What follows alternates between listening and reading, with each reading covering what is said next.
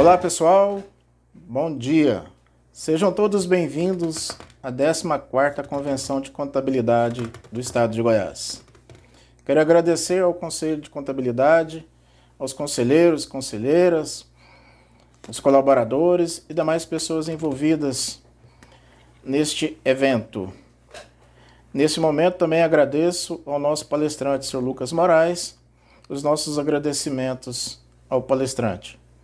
Historicamente, o SPED começou com a Emenda Constitucional número 42 de 2003, que determinava que as administrações tributárias, as 3 esferas de administração, houvesse o compartilhamento de cadastros e informações fiscais.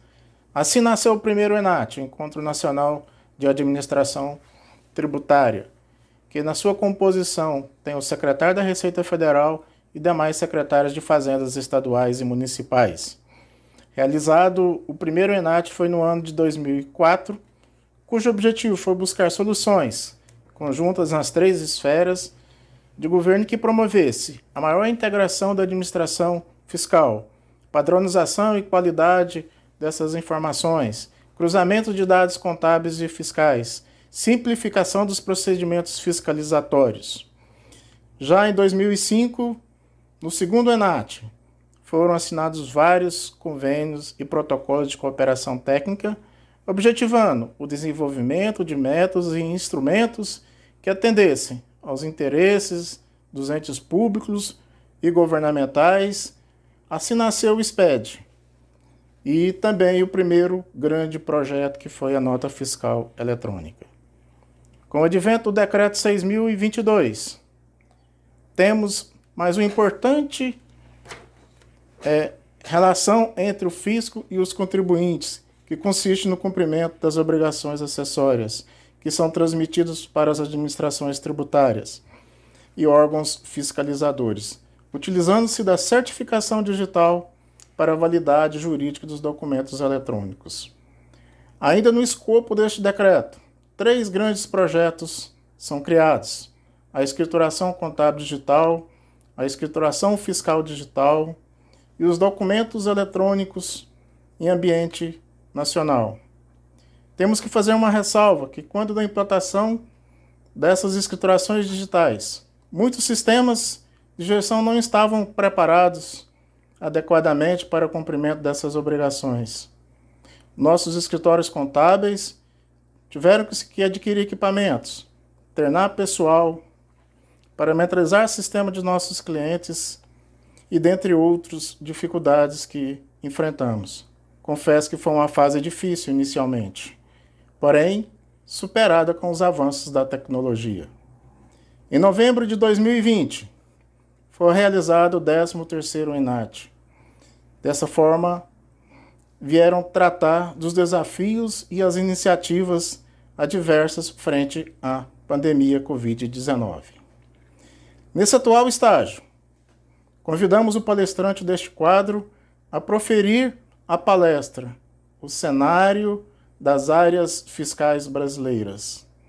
Lucas Moraes é auditor de tributos municipais, foi gerente do Simples Nacional, atual superintendente de administração tributária do município de Goiânia, membro da Câmara Brasileira, da Associação Brasileira das Administrações de Finanças das Capitais, graduado em Engenharia Civil, graduado em Direito, pós-graduado em Direito Tributário e Processual Tributário, mestrando na Pontifícia Universidade Católica da Argentina. Sr. Lucas Moraes, o público é todo seu. Boa palestra a todos. Obrigado. Olá, sou o professor Lucas Moraes e é uma satisfação enorme estar aqui com cada um de vocês nesta 14ª Convenção de Contabilidade do Estado de Goiás. Possui como pauta a contabilidade como ferramenta para a reconstrução disruptiva de economia diante de cenários adversos. Aliás, pauta muitíssimo bem escolhida. O cenário adverso, obviamente, está presente no ano de 2020. Um ano marcado pelas alterações nas relações humanas, pela alteração na relação entre fisco e contribuinte. Um ano marcado pela mudança na relação entre o cliente do profissional de contabilidade e o respectivo profissional. Um ano marcado pela mudança na relação entre contribuinte e o judiciário. Portanto, mais do que nunca, é necessário se adaptar a esses novos tempos. Mais do que nunca, é necessário sair na frente. Mais do que nunca, é momento de disrupção. Então, sem muitas delongas, agradeço mais uma vez por estar aqui com vocês nessa 14ª Convenção de Contabilidade do Estado de Goiás. Agradeço ao CRC do Estado de Goiás, agradeço a todos os patrocinadores. Então, vamos lá. Olha só, vou falar com vocês sobre o cenário das áreas fiscais brasileiras. Vou abordar de vários assuntos, já falo para vocês sobre as pautas que serão abordadas, mas tenho certeza absoluta. A área fiscal brasileira é uma das mais complexas do mundo e uma das que estão passando por uma das maiores transformações. Então fiquem bastante antenados, tá? Olha só o que eu separei para vocês, né? Deixa eu me apresentar antes, né? Cometi essa falta de educação, não me apresentei. Mas olha só, eu sou auditor fiscal de tributos, já passei por alguns fiscos. Atualmente, eu sou auditor fiscal do município de Goiânia e exerço a função de superintendente da administração tributária. Então, tenho a oportunidade de pensar em gestão tributária, pensar em arrecadação de todos os tributos municipais, seja ele IPTU, ITBI e até mesmo ISS-QN, e também participo do acompanhamento de repasses constitucionais, aqueles repasses que chegam até o município, seja a cota parte do ICMS, Fundo de Participação dos Municípios e vários outros.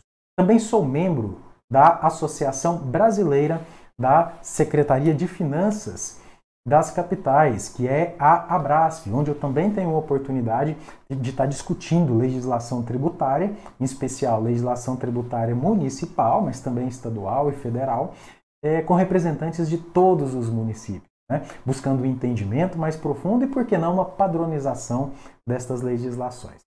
E uma paixão que eu tenho, né? Professor de Direito Tributário e Processo Tributário, em cursos de graduação, seja de Direito e também em cursos de Contabilidade e em algumas pós-graduações e MBAs espalhados pelo país, tá certo? Vamos lá, os principais pontos a serem abordados nessa minha palestra. Eu dividi eles em 3 principais pontos, quais sejam a fiscalização tributária focada na autorregularização. Quero mostrar para vocês, e esta parte vocês já conhecem, que a contabilidade vem passando por uma transformação profunda. Mas o fisco também vem passando por uma transformação profunda. A administração tributária, ela nunca teve tantas informações, nunca teve tantos dados. E o que ela tem feito com isso tudo? É o que eu vou tentar passar um pouquinho para vocês. Vou passar também, no segundo momento, as principais teses tributárias no ano de 2020 e os seus efeitos para o ano de 2021. Obviamente, não vou conseguir tratar todas essas teses, mas trouxe algumas aqui para comentar com vocês. E todos vocês sabem que, em razão da pandemia, o STF, com plenário virtual, resolveu por julgar várias causas tributárias que estavam paradas há muitos anos. Então, 2020 foi um ano farto de decisões judiciais nas áreas tributárias. Algumas favoráveis ao contribuinte, outras desfavoráveis ao contribuinte. Vou tentar comentar aqui com vocês várias delas e, obviamente, o efeito disso foi jogado para o ano de 2021. Ainda existem muitas teses a serem julgadas, causas de valores bilionários e também as que foram julgadas no ano de 2021. Precisamos muito bem entendê-las para saber o efeito no próximo ano, né? E o terceiro ponto que eu vou tratar com vocês, que também foi uma pauta existente ao longo de todo o ano de 2020, foi sobre reforma tributária. Aqui eu vou tratar um pouquinho de competência tributária, distribuição desta competência, sobre carga tributária, sobre a relação entre fisco e contribuinte, a relação entre os entes federativos. Falar em reforma tributária também é falar sobre a autonomia de entes federativos e vou apresentar para vocês as principais pautas da reforma tributária neste ano de 2020. Vou apresentar para vocês a PEC 45 de 2018, a PEC número 110 de 2018, a 45 correndo na Câmara dos Deputados, a PEC 110 correndo lá no Senado Federal e o projeto de lei número 3887 de 2020, né, que muitos chamam de reforma tributária do governo, mas que na verdade é uma primeira pauta, uma primeira etapa de uma suposta reforma tributária que ainda não foi apresentada, né? Foi apresentada apenas essa primeira etapa tratando de PIS e de COFINS, certo? Então vamos lá para a nossa primeira, vamos falar da fiscalização tributária focada na autorregularização.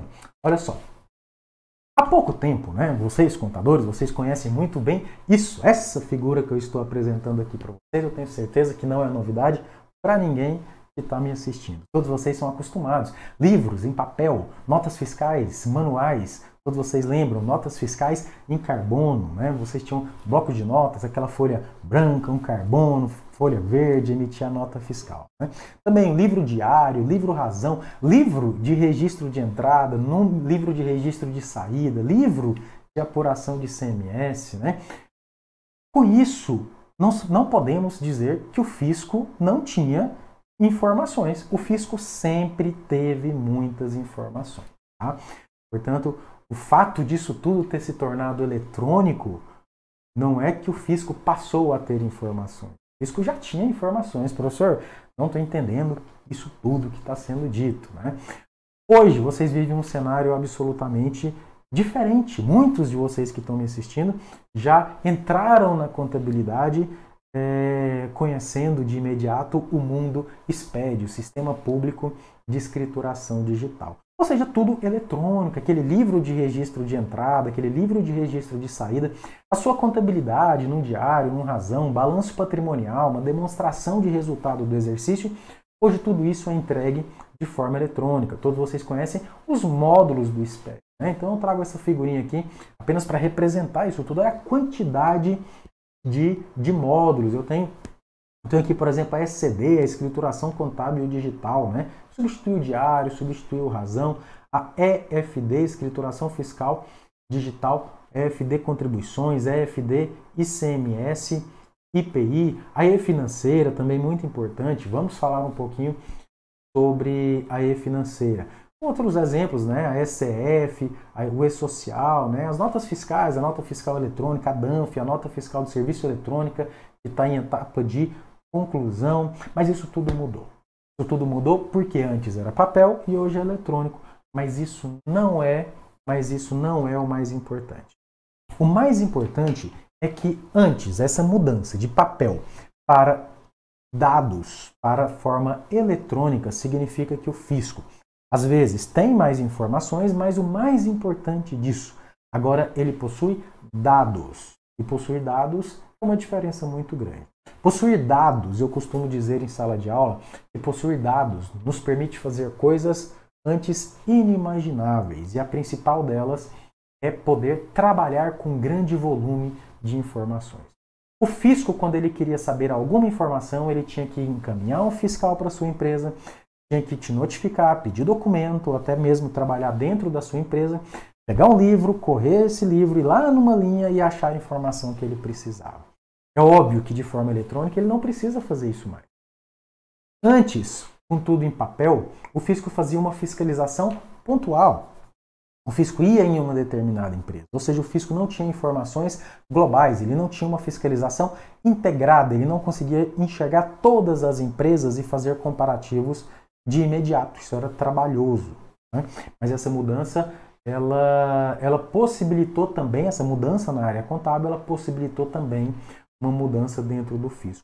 E o fisco, a primeira etapa de tudo isso, dessa grande evolução, foi o fisco se especializando em receber dados, em receber informações de forma eletrônicas e padronizadas, para que ele pudesse trabalhar com tudo isso em grande volume.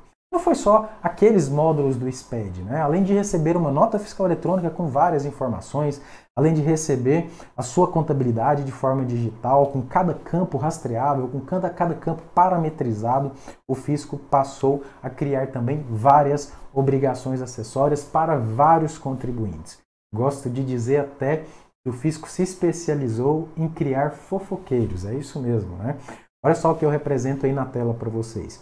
O fisco veio aqui, chamou o cartório e disse assim, cartório, eu quero que você seja um fofoqueiro. Está aqui a sua obrigação. Sua obrigação de quê? De ser um fofoqueiro. Como ele faz isso? Ele faz isso criando uma obrigação acessória para os cartórios. Ou seja, cartório, a partir de hoje, toda escritura pública, cartório de notas, tabelionato de notas, cartório de registro de imóveis, todas as escrituras públicas que forem feitas dentro de um cartório, você, cartório, precisa informar isso ao fisco. Agora, eu não quero mais apenas a informação do comprador e do vendedor. Eu quero que você, cartório, também me mande essa informação. Você, imobiliária, você também tem que me mandar todas as informações. As informações sobre locação, sobre a compra, sobre a venda de imóveis. Então, eu, Lucas, fiz o aluguel de um imóvel para um terceiro qualquer. Isso foi feito através de uma imobiliária sem que eu, que sou proprietário do imóvel, sem que o meu inquilino informe isso para a Receita Federal. A Receita Federal já sabe. Por quê? Porque ela nomeou a imobiliária como obrigada ao fornecimento de todas essas informações. Ela nomeou também as operadoras de cartão de crédito como grandes fofoqueiros, ou seja, operadoras de cartão de crédito, as operações que foram feitas, através do uso de um cartão de crédito e até mesmo um cartão de débito. Você, operadora de cartão, você vai me contar que houve essa transação. Então o Lucas chegou lá, comprei uma bicicleta, passei no cartão de crédito, Ou seja, isso tudo é importante para a fiscalização tributária. E dos dois lados, tanto para quem está pagando, Ou seja, eu estou passando o meu cartão de crédito, a Receita Federal pode, por exemplo, usar essa informação para fiscalizar a minha declaração de imposto de renda pessoa física. Imagina eu informando que recebi apenas R$100 mil durante o ano de 2020, mas as minhas faturas de cartão de crédito no ano de 2020, elas somam aproximadamente R$200 mil. É óbvio, omissão de receita. Mas também tem a outra ponta, a Receita Federal pode usar essa informação para fiscalizar a empresa que vende bicicleta. Ou seja, imagina que aquela empresa emitiu nota de venda informando ao fisco estadual que vendeu naquele ano de 2020, 200 bicicletas, no valor de X reais. Mas com as informações das operadoras de cartão de crédito, o fisco estadual ele pode muito bem dizer, mas peraí, você me informa um faturamento de X, mas só no cartão de crédito você recebeu 3X, por exemplo. Ou seja, as informações sendo utilizadas pelo fisco para cruzar com outras informações para verificar a veracidade daquilo tudo que está sendo informado, a veracidade na apuração de impostos, a ausência de sonegação fiscal. Fez isso também criando a DEMED, que é uma declaração para as empresas médicas. Então você foi lá, fez uma consulta no seu odontólogo, do seu psiquiatra. Essas empresas, elas são obrigadas a fornecer ao fisco uma declaração que é chamada de DEMED, informando os valores recebidos, qual o CPF do cliente. Ou seja, novamente, o fisco nunca, a administração tributária nunca esteve tão farta de tantas informações e tantos dados que são facilmente cruzados. Tá? E algumas alterações, a fiscalização tributária de antes com a fiscalização tributária de hoje. Antes eu tinha uma fiscalização, uma conferência manual, e aqui você pode imaginar a figura daquele auditor fiscal dentro de uma empresa, no arquivo de uma empresa, ele folheando papéis e mais papéis. Aqui você pode imaginar também o contador, atrás de livros e mais livros, de documentos e mais documentos. Hoje, tanto o lado da contabilidade quanto o lado do fisco, auditoria de forma eletrônica, os documentos são eletrônicos. Hoje é normal você ver um auditor fiscal trabalhando com informações e mais informações, sem que tenha um papel na sua mesa, assim como o contador. Antes, a auditoria ela era focada no passado e ela passa a ser focada no presente. Isso é muito importante e eu quero que você entenda. Por quê? Com a quantidade de informações que o fisco tem hoje, o cruzamento de informações, a fiscalização ela passou a estar cada vez mais próxima do contribuinte, e eu digo isso de forma temporal. O fisco não precisa mais esperar 5 anos para dizer que você fez errado. O fisco não precisa esperar 5 anos. Aliás, não é recomendável ele esperar 5 anos. Basta você imaginar uma empresa que deixou de pagar, que sonegou R$10.000 por mês. O fisco chega no primeiro mês, aquela empresa tem condições de pagar os R$10.000 na maioria dos casos. Mas se o fisco chega depois de 5 anos, isso são 60 meses. 60 meses são R$600.000. Com multas, juros, correções monetárias, isso virou R$2 milhões. Na maioria das vezes, isso é impagável para uma empresa que sonegou R$10.000 por mês. Resultado disso é um contencioso administrativo com grande volume de processos, um judiciário com grande volume de processos, todos vocês conhecem isso. Resultado disso é um índice de recebimento muito baixo. Resultado disso são empresas fechando as portas e abrindo com outro CNPJ, e abrindo no nome de um laranja. Isso é uma realidade brasileira. Portanto, quanto mais o fisco estiver perto do contribuinte, quanto mais rápido ele apontar e informar que o contribuinte está praticando um ato de sonegação, deixando de recolher um determinado tributo, seja de forma errônea, seja de forma dolosa, fraudulenta, maior o índice de recebimento. Eu também gosto de dizer muito que a função da administração tributária não é autuar. Até pouco tempo, dizia-se muito, as metas da administração tributária estavam na quantidade de autuações que foram feitas. É um erro. A administração tributária não existe para fazer auto de infração. Ela existe para garantir que todos os contribuintes, ou pelo menos a maior parte, esteja fazendo o recolhimento adequado de seus impostos. Professor, mas isso não é através de um auto de infração? Não. E é isso que eu quero mostrar para todos vocês.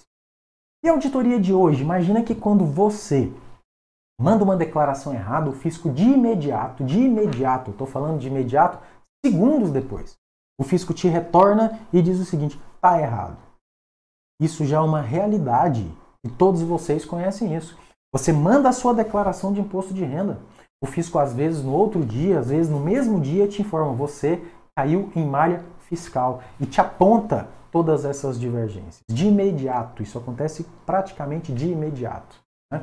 A fiscalização de antes repressiva e ela passa a ser preventiva. Se o fisco tem as informações para te analisar os últimos 5 anos, por que não apontar isso para você de imediato, na hora que você vai fechar a contabilidade do seu mês, na hora que você vai transmitir uma escrituração, seu SPED fiscal para apuração de ICMS, porque o fisco de imediato, naquele mesmo mês e antes de fazer a emissão da guia, não te aponta. Você tem mesmo certeza, você tem certeza que você quer fechar desse jeito? Tem isso e isso de errado, ou seja, uma fiscalização preventiva. Eu perdendo foco na autuação, trazendo foco para a autorregularização. Eu não mais o fisco abandonando aquele modelo de que a autuação era a principal meta. O fisco entendendo que se ele trabalhar internamente, forçando o contribuinte a fazer o correto e a autorregularizar, isso é bom para o fisco, isso é bom para o ente federativo que vai arrecadar mais. E isso é bom para a sociedade que vai ter mais recursos à sua disposição. Antes, uma fiscalização isolada. O auditor, ele ia na empresa A, saía, ia na empresa B, concluía seu trabalho, ia para a empresa C. Hoje, uma fiscalização integrada. Um auditor com banco de dados, ele fiscaliza todas as academias de forma simultânea. Não olhando a academia A, a B, a C, mas olhando a média de mercado. Qual academia está faturando abaixo da média? Onde existe um grande desvio padrão em relação ao restante? E a partir dali apontando uma possível sonegação fiscal. Ou seja, uma fiscalização deixando de ser isolada e passando a ser uma fiscalização integrada. Também deixando de ser uma fiscalização por amostragem e passando a ser uma fiscalização completa com todas as operações. Gosto de mencionar sempre uma malha fiscal muito simples. Uma malha fiscal que é usada no Simples Nacional. Cruzamento de notas fiscais emitidas com faturamento indicado no PGDAS. O contribuinte, por exemplo, emitiu R$100.000 de nota, mas no PGDAS informou um faturamento de apenas R$80.000. O fisco faz esse cruzamento? Faz. Ele seleciona uma amostragem e confere o João, a empresa A, a empresa B, a empresa C? Não. Ele faz isso para todo mundo. Ele roda uma malha fiscal, ele tem de cá quantidade de notas emitidas, ele tem de cá faturamento no PGDAS. E ele faz isso. Ele faz isso para 300 mil empresas, para 1 milhão de empresas, de imediato, tudo simultâneo. Detalhe, sem olhar para a empresa A, sem abrir o PGDAS da empresa B, sem abrir o PGDAS da empresa C. Banco de dados. Né? Um abandono da fiscalização em loco, passando a ser uma fiscalização à distância, até porque os documentos passam a ser documentos eletrônicos. Antes, provas em papel e agora provas eletrônicas. Antes, uma fiscalização generalista. O que isso significa? O auditor ele ia para a empresa e ele olhava toda a empresa. Hoje, uma fiscalização especialista, eu acabei de te dar um exemplo, às vezes a auditoria é feita para todas as empresas, mas apenas no seu passivo circulante, apenas no seu patrimônio líquido, apenas quanto a um registro na sua escrituração contábil digital, às vezes, apenas um único registro da sua escrituração contábil fiscal, um único registro. Ou seja, todas as empresas do Brasil foram auditadas quanto a um único registro de uma demonstração contábil, de uma escrituração fiscal. Certo? Então, entendam essas mudanças. Por quê? Porque agora o foco é isso tudo, ou seja, todas essas informações, toda essa capacidade à disposição do fisco, né, que tem cada vez mais investido em tecnologia da informação.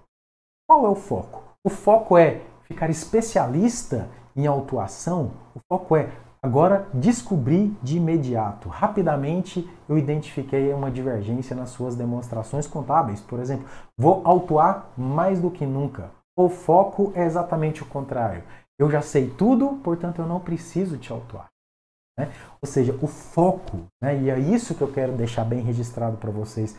As fiscalizações, as administrações tributárias de todo o país entenderam que a quantidade de informações disponíveis ela tem que ser usada para forçar o contribuinte a uma autorregularização. Isso é diminuição de contencioso administrativo, diminuição de contencioso judicial, diminuição de custos para a fazenda pública, diminuição de custos para o judiciário e maior arrecadação. Porque o contribuinte, ele mesmo declara, ele aceita aquilo e ele não vai impugnar, certo? Olha só onde isso é usado em vários locais. Esse é o futuro do fisco, cada vez mais, mas isso já é bastante comum, isso não é novidade. Olha só, né? Esse é um relatório anual de fiscalização da Receita Federal, é um documento publicado anualmente, né? Esse é o último que traz os resultados da Receita Federal no ano de 2019 e o plano de ação para o ano de 2020. Quem quiser ver mais detalhes está lá na página 21. Olha só, apenas a malha fiscal da declaração de imposto de renda, pessoa física, está aqui do ano de 2019 e 20. Malha fiscal, ou seja, foram transmitidas as declarações de imposto de renda e a Receita Federal, através de malha fiscal, sem abrir nenhuma fiscalização, apontou algumas divergências.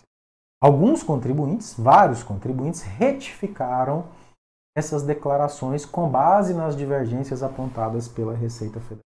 Olha só, quando eu comparo declarações originais com declarações retificadoras, eu tive um aumento no imposto a pagar de 315 milhões de reais. Presta atenção, isso tudo sem nenhum auto de infração. Estou dizendo de autorregularização. O simples fato de apontar, o contribuinte foi lá e retificou e corrigiu. E não foi só isso, não apenas aumentou o valor do imposto a pagar, mas também reduziu o imposto a restituir. Ou seja, 1.428 bilhões de reais a menos para se restituir.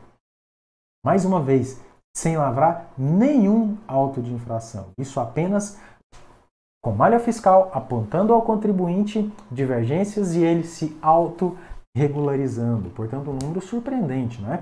Aproximadamente 1 bilhão e 700, mais de 1 bilhão e 700 milhões de reais, apenas com malha fiscal e sem lavrar nenhum auto de infração Olha que bacana isso, né? Esses 1 bilhão e 428 milhões de reais, né, que deixaram de ser restituídos, isso vem de deduções, né, que deixaram de existir. Olha só, deduções com dependentes deixaram de existir 228 milhões de reais com dedução de dependente após a autorregularização. Com instrução, 562 milhões de reais de dedução com instrução deixou de existir com as declarações retificadoras.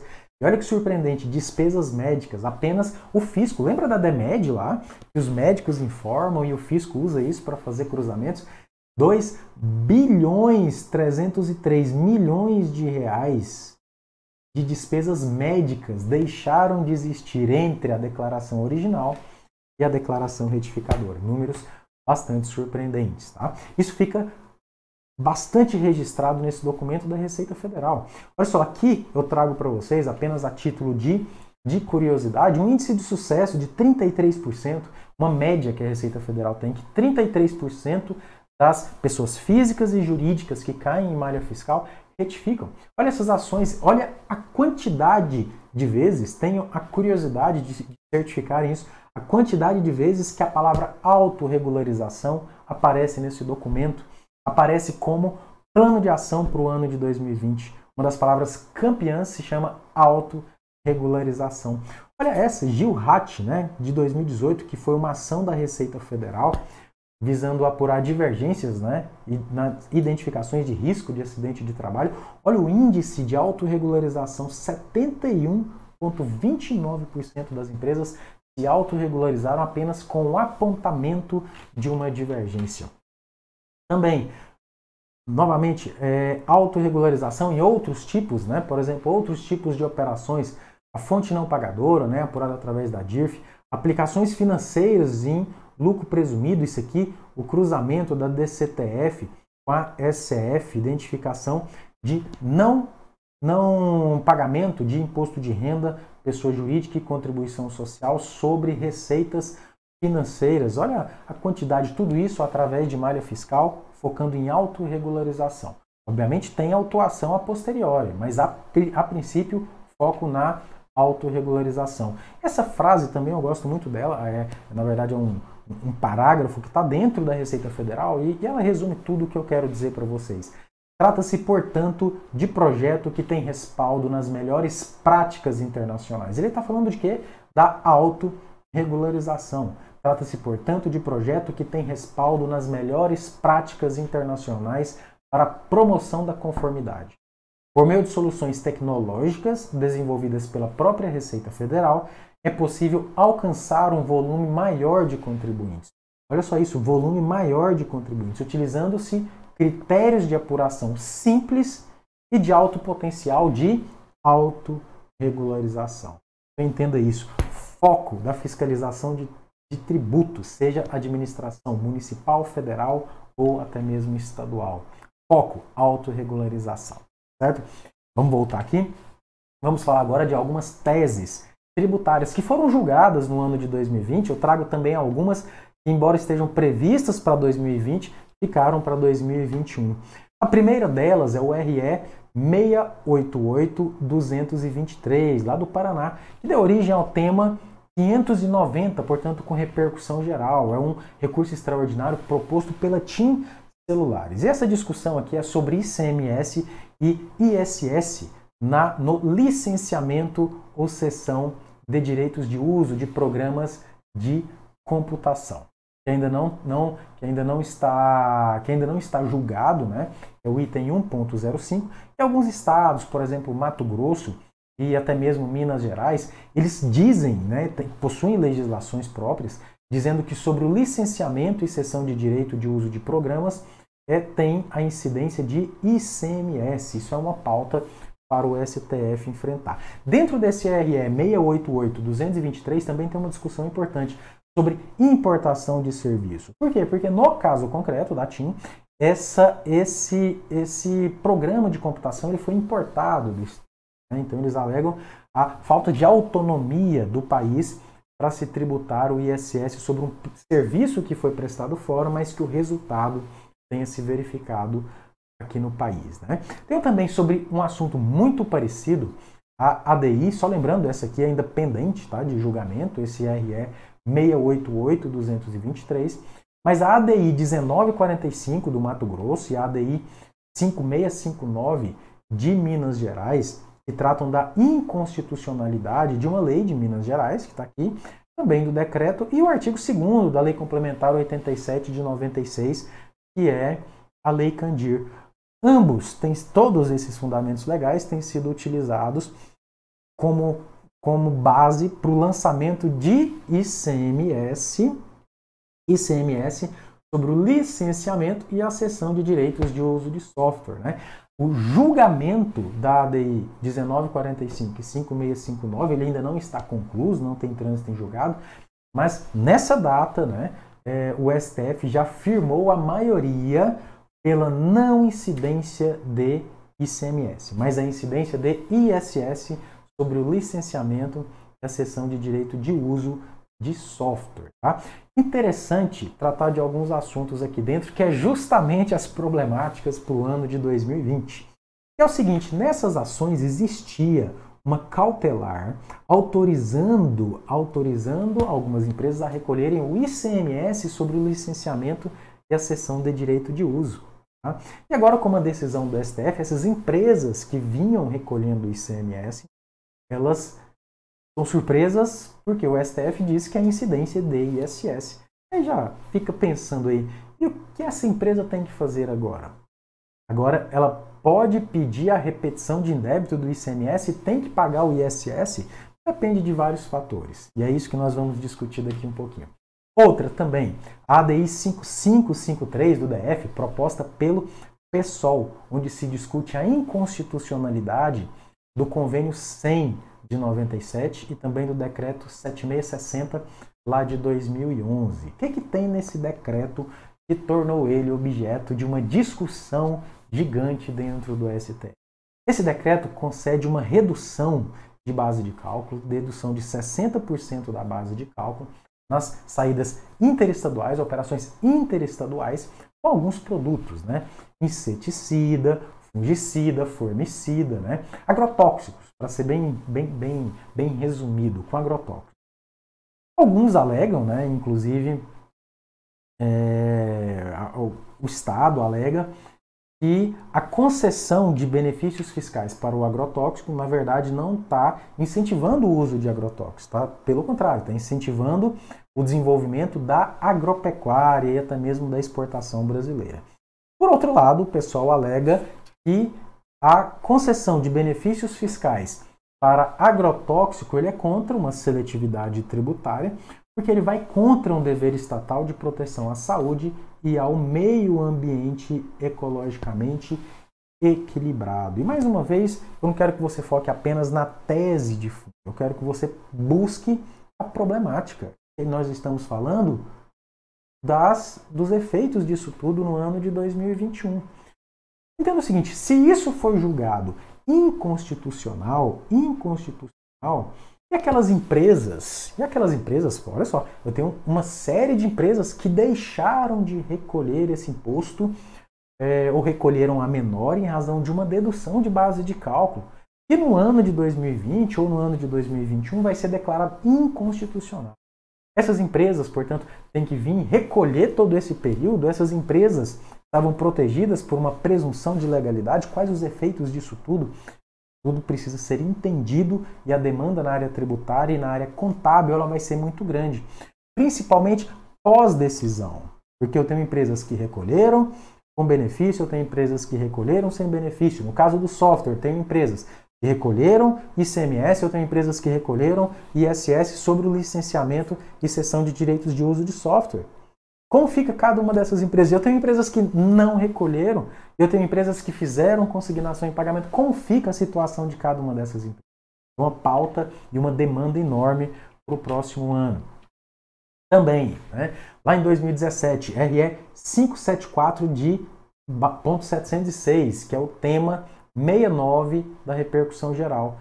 Tese muitíssimo conhecida por todos vocês, né?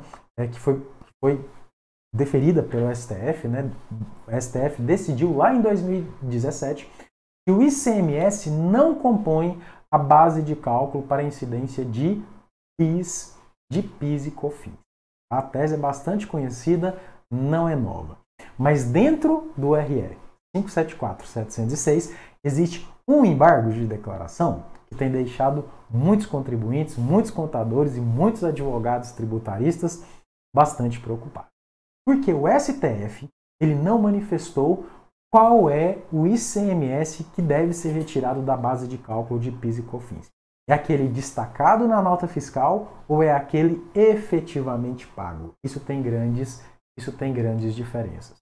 E aquelas empresas que devem fazer a restituição dos valores do ICMS que entraram na base de cálculo do PIS e COFINS. Então, também dentro dos embargos de declaração é discutido uma modulação dos efeitos da decisão proferida lá no ano de 2017. A Procuradoria-Geral da Fazenda Nacional alega uma profunda alteração de entendimento jurisprudencial e, como vocês devem saber, o RE que eu estou falando para vocês é a causa tributária de maior valor econômico da história do STF, da ordem de 250 bilhões de reais. Eu estou dizendo que, caso o STF entenda que não tem modulação dos efeitos, ou seja, que eu posso retroagir, o contribuinte pode retroagir e solicitar ao ente federativo, no caso a União, restituição de PIS e COFINS sobre aquela base de ICMS. Isso significa que se todo mundo fizesse isso de forma simultânea, deveriam ser restituídos aproximadamente 250 bilhões de reais. Sabemos que é um valor, pela economia do país, bastante considerável, né? Vamos aguardar então o julgamento dos embargos de declaração e, mais uma vez, entender qual é o ICMS, eu posso deduzir da base de cálculo, o destacado ou o efetivamente pago, e sobre a modulação dos efeitos. Com certeza absoluta que essa decisão vai impactar muito, principalmente aí na área contábil. Outro tema, né, é sobre a exclusão de valores retidos pelas administradoras de cartão de crédito e de débito, né, na base de cálculo de PIS e COFINS.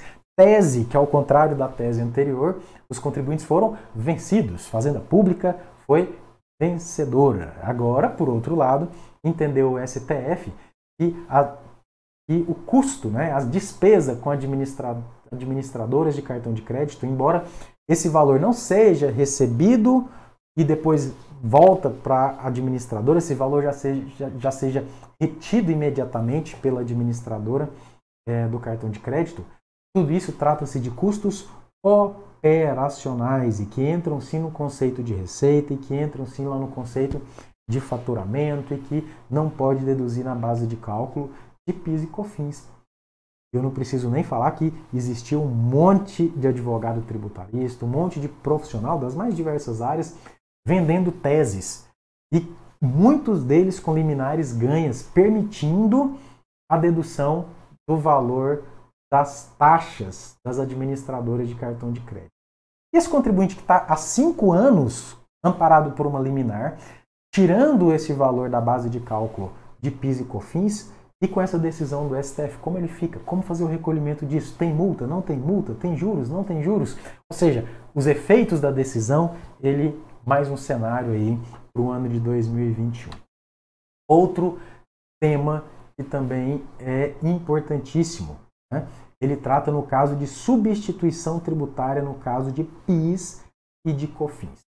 Ou seja, no caso de substituição tributária, sabemos que eu tenho uma presunção do valor para incidência de PIS e COFINS. Mas e se o contribuinte comprova que o valor efetivamente da receita, o valor efetivamente da mercadoria, ele não chegou àquele valor inicialmente previsto? Ele tem direito ou não à restituição desse valor? E o STF, no julgamento do RE 596832, entendeu que ele tem sim direito à restituição desses valores. Olha só, PIS e COFINS, substituição tributária, recolhimento a maior, é devida à restituição da diferença das contribuições para o PIS e COFINS pagas a mais no regime de substituição tributária, se a base de cálculo efetivamente das operações for inferior à presumida. Mais do que nunca, O advogado tributarista ele pode até ter vencido a tese, mas apurar todo esse retroativo aqui,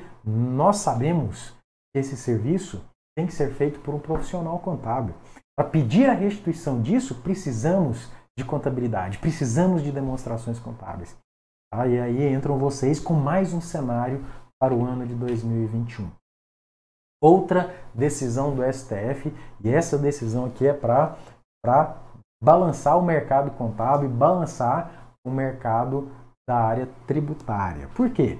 Porque viemos, né, de crescente, né, o planejamento tributário. Se falar em planejamento tributário, muitos já ligam um alerta e já pensam holding, incorporação de imóveis no capital social. Né?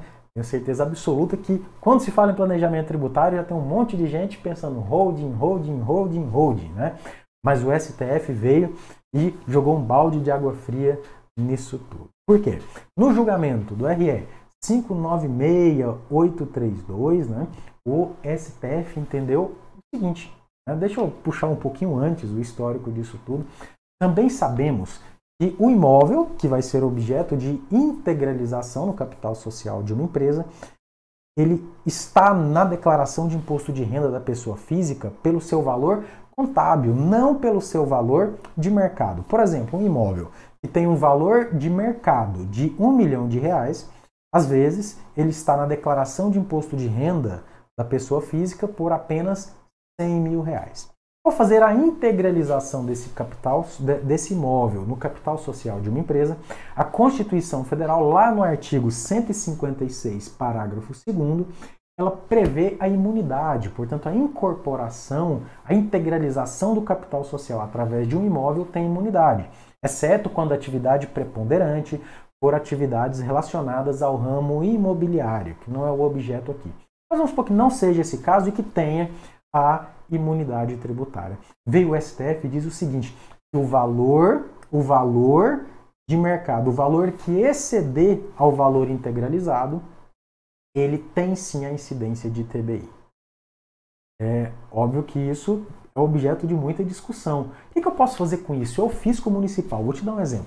No meu imóvel, que está registrado na minha declaração de imposto de renda pessoa física, por R$100 mil, mais valor de mercado de R$1 milhão. Quando eu faço a integralização desse imóvel, coloco ele lá no capital social pelos R$100 mil. Pode o fisco municipal agora tributar e cobrar ITBI em cima de R$900 mil? Essa foi a decisão do STF. Vamos ver o que o STF entendeu? Olha só, ele entende o seguinte, imposto de transmissão de bens imóveis, ITBI, imunidade prevista no artigo 156, parágrafo 2º. Aplicabilidade até o limite do capital social a ser integralizado. Então, pela decisão, pela tese fixada pelo STF, pode sim os fiscos municipais cobrarem ITBI e isso não está abarcado pela imunidade tributária. O valor que exceder o valor integralizado, ou seja, a diferença entre o valor integralizado e o valor contábil, lá da declaração de imposto de renda. Mas também devo alertá-los de que existem outros entendimentos. Quais outros entendimentos? O leading case, né? Ou seja, caso concreto utilizado no julgamento do RS 596832, foi um caso até antigo em que o contribuinte ele pegou o valor contábil do seu imóvel e ele dividiu isso em duas partes. Ele integralizou uma parte, ele colocou o restante na reserva de capital, que também faz parte do patrimônio líquido, mas isso foi segregado em dois, ou seja, uma parte do imóvel, vou dar exemplo em números. Um imóvel que tinha valor contábil de R$500 mil,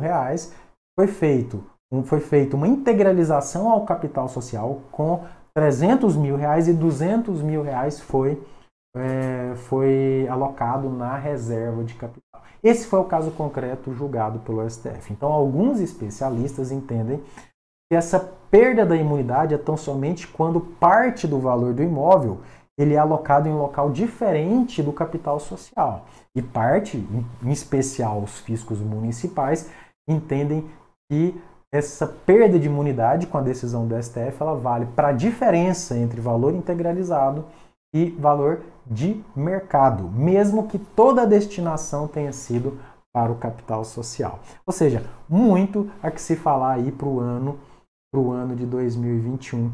Vamos um pouco além, vamos pensar em demanda na área contábil e na área tributária. Caso o STF entenda, né, caso o STF entenda que ele não tem a imunidade, os fiscos municipais podem retroagir os últimos 5 anos e cobrar daquelas empresas que não foi lançada essa diferença de ITBI, ele pode ou não pode fazer isso. E os fiscos municipais que já começaram a lançar essa diferença há 3, 4, 5 anos, e o STF vinha agora nos embargos de declaração e dizer que essa decisão abarca apenas o caso em que foi dividido entre capital social e reserva de capital. Né? Pode aqueles contribuintes que tiveram que pagar o ITBI agora pedir restituição, problemas para 2021. Né?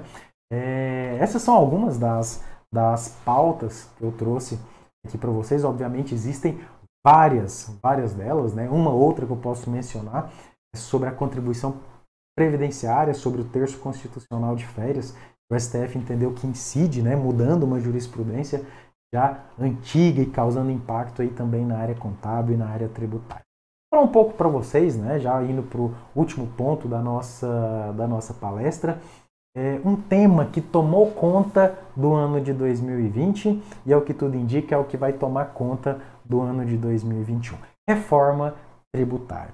Mais do que nunca é necessário fazer uma reforma tributária. Temos problemas no nosso sistema tributário nacional que estão escancarados. Temos problemas de regressividade, uma carga tributária extremamente concentrada na população mais carente. Isso se faz numa carga tributária concentrada em tributos sobre o consumo, ICMS, IPI e ISS, ao passo em que a carga tributária sobre o patrimônio e renda ela é menor.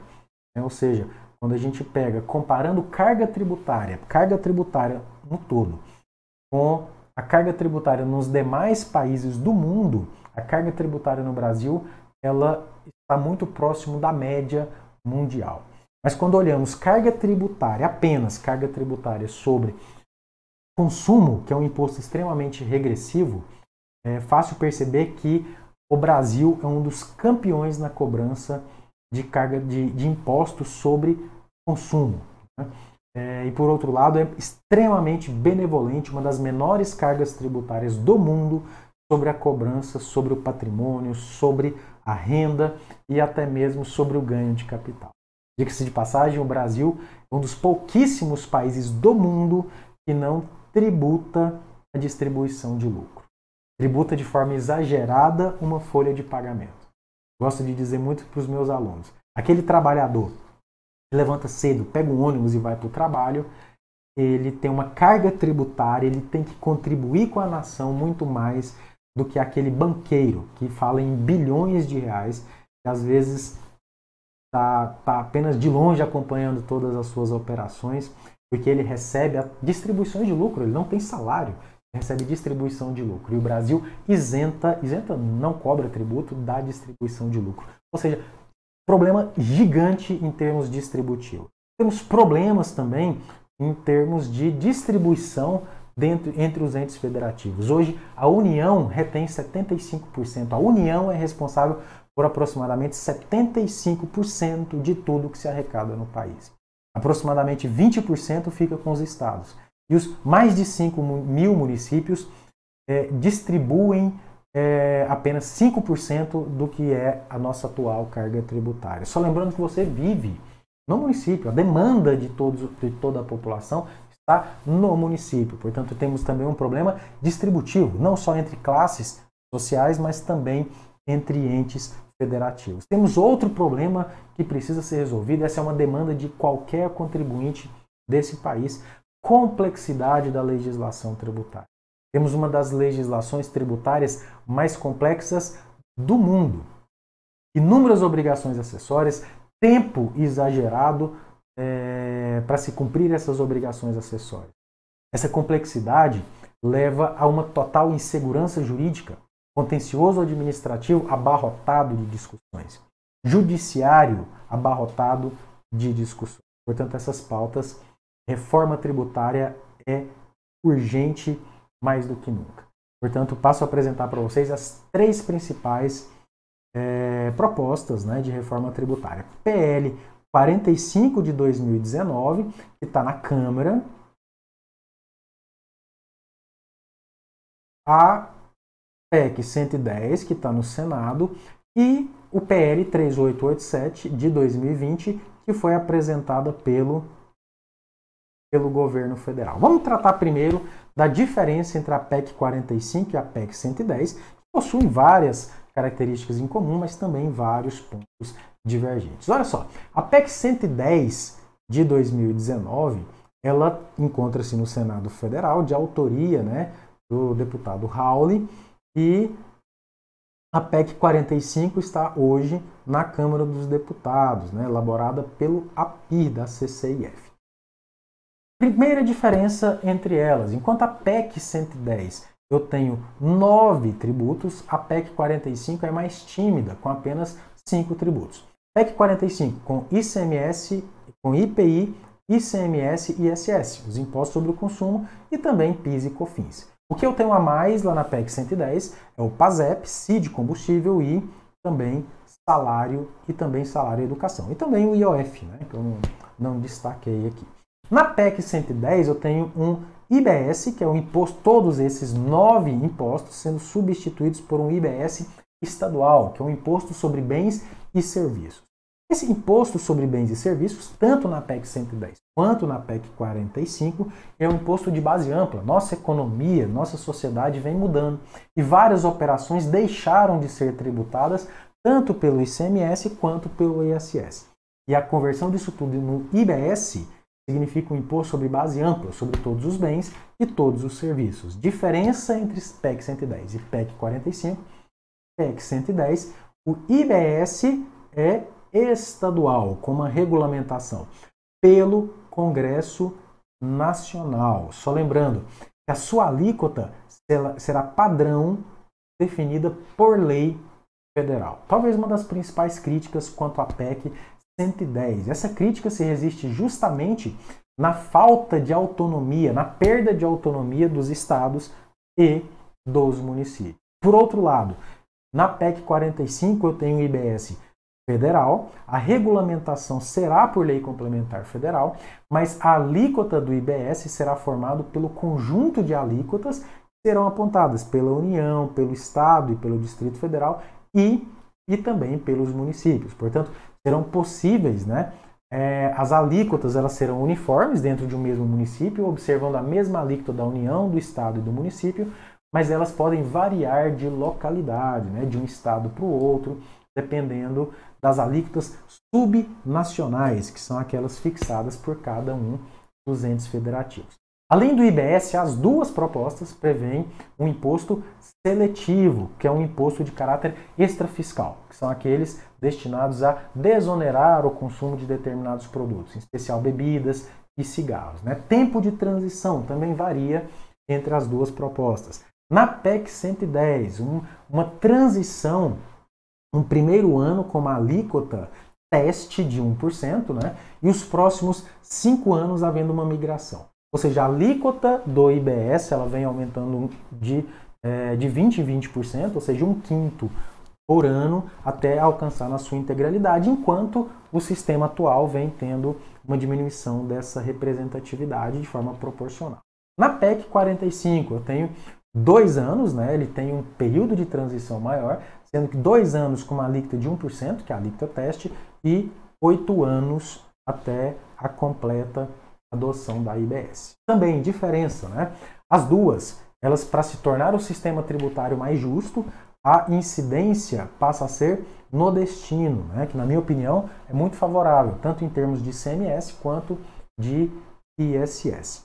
A PEC 110 permite a instituição de benefício fiscal. Por outro lado, também uma das grandes críticas à PEC 45, ela veda a instituição de benefícios fiscais. Também um discurso de autonomia, perda de autonomia dos estados, perda de autonomia dos municípios, de fazer gestão política dentro de seus seu respectivo território. Outro ponto, e esse ponto é bastante aceito, né, por todos os setores, é uma cumulatividade plena, né? Na verdade, uma não cumulatividade, aqui está errado, uma não cumulatividade plena. Ou seja, hoje a gente sabe que a não cumulatividade ela traz créditos, mas apenas créditos físicos, mas não um crédito amplo e o que vai existir dentro da IBS. Ou seja, ela traz também a possibilidade de crédito financeiro, não apenas o crédito físico, mas ela apresenta uma restrição quanto aos bens e serviços adquiridos, não tem relação direta com a atividade. Então é uma não cumulatividade plena, mas ao mesmo tempo limitada. Enquanto a PEC 45, ela traz uma não cumulatividade plena, mas real. A PEC 110 tem algumas coisas que não constam na PEC 45. Alguma delas, né? O ITCMD, que na minha opinião é absurdamente esdrúxulo, né? Saindo da competência estadual, indo para a competência federal, mas o recurso sendo destinado integralmente aos municípios. Né? Ou seja, na minha opinião, a União não terá interesse em fiscalizar, em arrecadar, investir na arrecadação do ITCMD, sabendo que nenhum centavo vai ser destinado à União, mas tudo aos municípios. Na minha opinião, a proposta ficaria muito mais palpável se o ITCMD fosse transferido de imediato aos municípios. O IPVA tendo uma base alargada, né, englobando também barcos, aeronaves, embarcações, e a contribuição social sobre o lucro líquido deixando de existir, sendo incorporada ao IRPJ. Lá na PEC 45, também um ponto bastante aceito, né, uma transferência, devolução de recursos para os mais pobres. Eu originaria uma nova forma de transferência de renda do governo para famílias em situação de vulnerabilidade. Essa proposta dentro da PEC 45, ela veio para rebater uma grande crítica de que a reforma tributária não estava combatendo o problema da regressividade, estava apenas reajustando os próprios impostos sobre o consumo, não mexia em impostos sobre o patrimônio, não mexia em impostos sobre a renda, tá? E por fim o PL 3885 de 2020 do governo federal, que trata de PIS e COFINS. Primeiro ponto, extingue o regime cumulativo, passa a existir apenas o regime não cumulativo. Ponto de extrema crítica, alíquota geral de 12% e 5,8% para as entidades financeiras. Muito se discute quando fala em reforma tributária, em especial sobre o PL 3887, é de que uma alíquota única, né, a priori, pode passar a impressão de isonomia, é que ela não busca isonomia. Pelo contrário, ela trata de forma desigual os contribuintes, uma vez que o crédito tributário no comércio e na indústria, ele é diferente do crédito tributário no setor de serviços. Ou seja, a alíquota reduzida para o setor de serviços ela é exatamente porque o setor de serviços não tem crédito. Então, essa calibragem é uma demanda do mercado. A base de cálculo é receita bruta, então ela elimina grande parte das discussões que existem sobre o que é receita e o que é faturamento. Também extingue o sistema monofásico e a alíquota zero, tornando essa cobrança mais simples. E, ao mesmo tempo, mantém a isenção das cestas básicas, certo? Então, isso é mais ou menos o resumo do PL 3887. Obviamente, existem várias outras propostas. Cada uma dessas propostas, tanto a PEC 45, PEC 110, possui várias emendas, tá? Já possui várias emendas, cada uma tratando de um interesse diverso, mas em resumo, é mais ou menos isso que eu deixo aqui para vocês, tá bom? Então eu já vou me despedindo, já quero agradecer a todos vocês mais uma vez, muito obrigado pela palestra. Deixo aqui o meu Instagram, tá? Qualquer coisa me segue, sempre estou procurando, sempre estou publicando lá material de direito tributário, material contábil, decisões do STF. Vai ser uma satisfação ter você lá junto comigo, tá bom? Então, um grande abraço e estou à disposição de todos vocês.